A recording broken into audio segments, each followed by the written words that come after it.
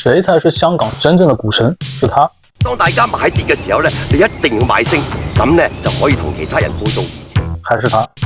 每個月都係賺嘅1萬幾千，死慳死抵玩股票，網上一招法。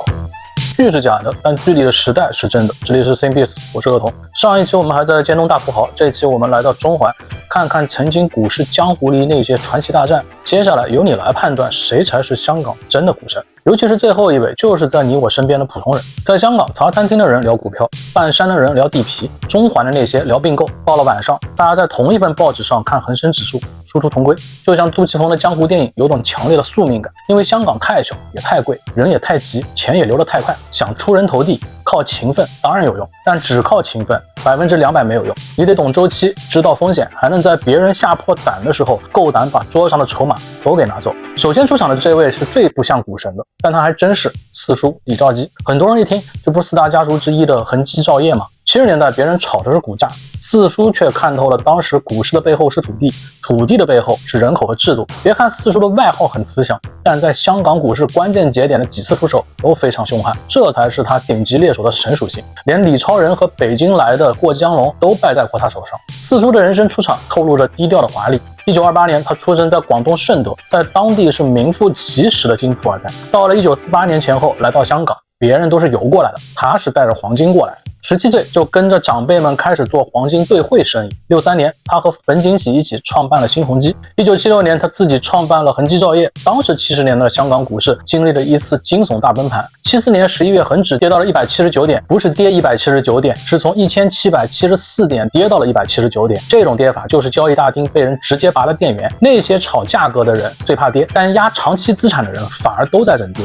这话说起来很轻松，但真的到现场，没几个人可以做得到。股市大跌以后，香港整个资产重新洗牌，胆小的人退，手上有资源的胆大的进。四叔就在这个时候选择了进场，因为他看懂了那个时候的香港人口和工业急速扩张，住房需求巨大，真正的大机会是地皮楼市、银行信贷、人口流动、中环租金和普通人的供楼欲望，这是可以一代一代传下去的资产游戏。所以恒基在1981年上市，把地产和资本接上了电。真正封神的一战是1993年的超人大战。93年，李超人联手被当时媒体称为过江龙的中信泰富、荣家一起，准备全面收购当时尖沙咀顶级地标美丽华酒店。虽然这个名字带着酒店，但它实际上是一个大型地产和投资集团。酒店周边有大量的附属建筑和高端商场，是尖沙咀弥敦道最牛掰的黄金地段。当时港媒标题全部都是双龙戏珠，大家都觉得面对超人和龙头美丽华集团的创办人杨家和大股东何家，铁定守不住。其实当时李超人开的价码还是很诱人的，每股15.5港元，而且全部现金，这在当时属于极高溢价。超人出手，基本市场无人敢抢。但这时候四叔出手了，他没有直接在二级市场硬砸，玩的是白衣骑士策略。这里有一个背景，是美丽华的杨志云，早年也是金铺锦福珠宝出身，和他有旧交。杨志云病逝以后，家族成员有意售牌，同时恒生银行的创办人何善衡也是美丽华的长期大股东，他也是四叔在恒生和新鸿基早期的老前辈。在这种深厚的老派生意人交情下，四叔开出了一个看上去还不错而且很和善的条件，不全面收购，只收34.78%的股权，每股17元，资金在33.5亿港元左右。四叔力压超人和过江龙，因为超人的方案是吞并方案，他看中的是美丽华当时在尖沙咀占地面积巨大的地块，收购以后可能会拆掉重新再开发，这意味着美丽华这个招牌就会消失，杨家的家族遗产也会被瞬间抹掉。但四叔买了一个非常微妙的位置，3/4左右，刚好在35%强制全面收购出发线以下。他当时告诉杨和两家，酒店还是你们管，名字也是你们的，我只当大股东。四叔帮两家保住了价值连城的招牌和面子，因为在顶级富豪圈子的博弈里，面子有时候比溢价要更加珍贵。这一仗四叔只花了34亿港元就拿下了尖沙咀的黄金地块。坊间后来一直说超人当时听到消息以后在中环办公室坐了半天没说话，真假我们现在不论，但从结果来看，四叔确实用更柔的方式拿到了更硬的资产。但真的是白衣骑士吗？其实资本世界没有童话。到了1994年，美丽华市值回升，光在账面上就净赚超过数倍回报。四叔用一个极低的成本拿到了一个超级现金奶油。到了04年，他成立了兆基财经，当时是500亿港元的注册资金，几年以后在股市慢慢变成了2000亿左右，因此被媒体称为亚洲股神和香港巴菲特。但神也是普通人，也会老。到了08年，因为全球金融危机无人幸免，我当时自己也经历了一家香港上市公司从崩溃到摘牌的全部过程异常惨烈。部分人情緒激動。幾萬我上時間，我手痛啊！我哋啲錢血浪錢嚟嘅，成百萬大拿冇晒。同样，四叔手上当时12只股票全线下跌，有媒体报道，兆基财经的总资产从2000亿缩水到了1000亿出头，跟他买股票的很多人都亏了钱，所以他自己后来也开玩笑说自己只是个假股神。四叔是上一代香港富豪的缩影，早年吃地产时代的成长红利，中年在金融市场把公司做大，晚年又亲历了从地产金融走向了全球资本和中国资产的混合时代。那如果你觉得四叔这种玩法太老派、太文质彬彬，那接下来这位完全就不是这个路数了，出手更快，姿态更狠，在香港老钱家族眼里，他就是那个门口的野蛮人。老田，侬来做啥？哪能？看不起家里，反而看起我，应该说谎是吧？侬想哪能？专门狙击老牌家族，江湖外号大刘和股坛狙击手刘然雄。大家对大刘的印象可能更多是娱乐版上的那些风流趣事，还有那些他自己收藏的名画和爱马仕。但如果真这么看他，那就会错过香港商业史上最有股市大战感的一页。咱们先来看看大刘早年的一些手法。大刘1951年出生在香港，祖籍是潮州人，早年去加拿大读书，74年回了香港，加入了家族的吊扇制造生意，所以早期有个外号叫风扇刘。1983年他创立的爱美高在香港上市，但在1985年大刘突然就把爱美高给抛售了，直接套现走人。大家都以为这年轻人是见好就收，准备退休躺平了，结果趁着爱美高股价大跌，他反手疯狂吸筹，把公司又给买了回来。这一手让他直接在股市赚到了人生第一个小目标。从那刻起，大刘发现造产品根本没有造钱来得快，所以他开始把目标对准了香港那些老牌家族。1986年，大刘盯上了华人置业，他是香港名为冯平山家族和李冠春家族的命根子。他们是谁？如果你在香港读过书或者去过港大，你一定听过冯平山图书馆。李冠春家族就更厉害了，他们家联合创办了东亚银行。简单来讲，这两个家族是当时香港华人社会的顶级门阀，他们手上握的是中环最核心的物业。但在大刘眼里，这些家族2、3代就像坐在黄金上的格朗彩，效率低下，股价迫近。收购战正式开打，然后大刘采取了玩法类似华尔街当时流行的 Green Mile， 就是在二级市场疯狂扫货，变成大股东，把这个路数搬到了香港。当时属于降维打击，直接扫到这两个家族为了保住家产，开始爆发内斗，互相抢对方手上的筹码。大刘就在这旁边冷冷的等着他们精疲力尽。1986年，华人置业内部出现了控制权裂缝，大刘一看机会成熟，爱美高立即杀入，先报16.5港元，后来加到了18港元，最后取得超过40%股份，直接入主华人置业。就这样把两大家族给请出了自己的主业。这一战，大刘不仅拿到了这家拥有100年历史的地产公司，还在后面的资产重组里把自己的财富翻了几番。紧接着1987年香港上海大酒店收购案，大酒店的主席是谁？是半岛酒店的老牌豪门加道理家族。这个家族手上有2张王牌，一张叫中电控股，香港九龙和新界的灯基本上全是他们家点的，另一张就是当时号称远东贵妇的半岛酒店。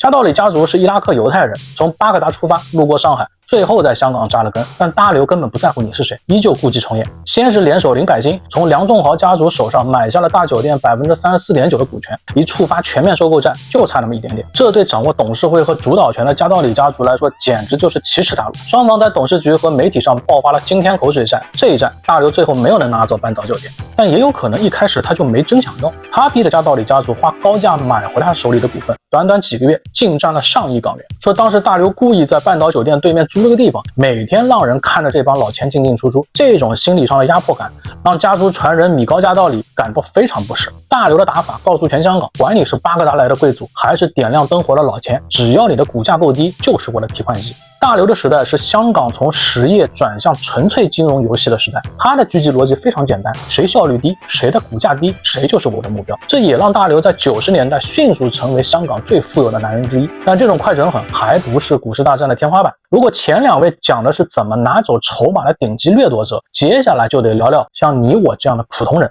我俾你，我俾多100萬股你，夠唔夠膽要？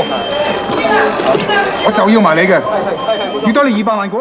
这位是从5000块翻身到几十亿的平民战神曹仁超，民间管他叫曹 Sir。曹 Sir 就像那种坐在茶餐厅里一边喝着鸳鸯一边跟你聊趋势的那种邻居大叔。但说实话，如果你觉得一位普通大叔靠每个月存几千块钱买蓝筹股就能成股神，那就太天真了。在曹 Sir 的财富密码里，最核心的一个词叫估值错位。他的人生最经典的一战发生在1982年。当然年轻时候的曹 Sir 可就没这么淡定了，他原名曹志明，1947年出生在上海，后来跟家人来到香港，父亲早逝，家里的日子也不好过。中学毕业以后，他做过纺织厂学徒，也做过假发厂工人，后来进了证券行，从处理文件的基层工作开始做起。当时月薪大概也就200多港币。为了存钱，他下班还兼职帮别人写英文信，一封信几块钱，就这样一点一滴攒下了第一笔本钱。这笔本钱后来变成了香港股坛最有名的开场白5000元港币。1969年前后，老曹拿着这5000元港币冲进了股市。那几年香港股市刚刚开始狂飙，恒生指数从几十点、100多点一路往上冲，整个城市像突然打开了财富水龙头，工厂老板、报馆编辑、茶餐厅伙计、第四司机，大家都开始聊股票，就像一个平时只发工资的城市突然给大家开始发彩票了。曹少很快从这上面赚到了第一桶金，他靠快进快出，几年内把5000块钱做到了20万港币，听起来很神，但这个阶段的曹仁超只是刚好被香港牛市抬起来的一个普通年轻人，大家都觉得可能是天才，连他自己也可能觉得自己是天才，但真正让他变成曹操的不是赢麻了，是亏麻了。1971年，他判断形势大好，开始越买越重，甚至借钱加仓，几个月以后立马被打回原形。慢慢到了1973年，香港股市开始疯涨，恒生指数冲到了1774点，曹 Sir 当时手上的资产已经有了50万，这都能在中环买房了。但老曹这次学得很聪明，也学乖了，他在高位附近觉得不大对劲，直接选择在高位套现离场，没想到崩盘果然来了，恒指一路跌，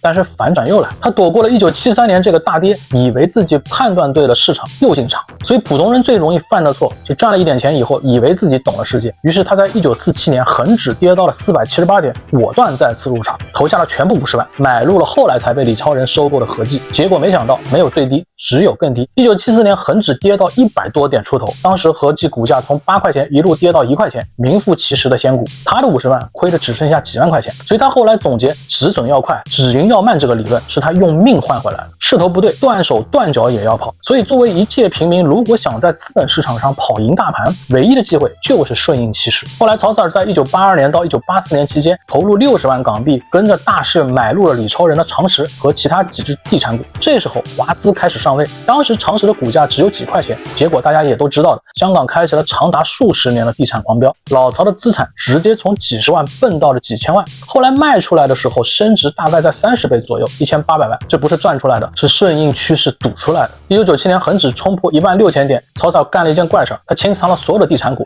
反手买入了大量现金流资产。很多人笑他老了，胆子小了，结果几个月以后，索罗斯带着他的量子基金来了，亚洲金融风暴开始，香港地产股被重创。老曹因为这一次胆小提早离场，保住了他几十年下来的战果。但他让人最看不懂的操作是2000年左右，一个玩了30年的传统地产股老专家，在互联网泡沫最高峰的时候重仓了电信、云科和那些科技股。大家当时以为他会再次晚节不保，结果他在泡沫破裂之前再次精准撤退。曹 Sir 说他从不研究公司，他只研究群众趋势。也许就是这种对群众心理的极度敏感，让他完成了从几千万到过亿的最后一次翻倍。那他为什么叫做平民股神呢？一是他早期就是一个穷小子，后来是因为曹 Sir 加入了信报，长期开始写投资者日记专栏，一写了30多年。那个时候全港股民早上第一件事就是看曹 Sir 怎么说。股市疯狂的年代，普通人没有那么多信息入口，没有手机，没有软件，很多人理解市场当时就是靠报纸专栏、茶餐厅里的聊天。他讲趋势也讲止损，讲周期也讲人性贪婪，跟普通人讲人话，更常常提醒普通人不要以为自己不会输，这就非常香港。香港人从不喜欢高深的理论，但很相信过来人的经验，尤其是这种自己真的亏过、痛过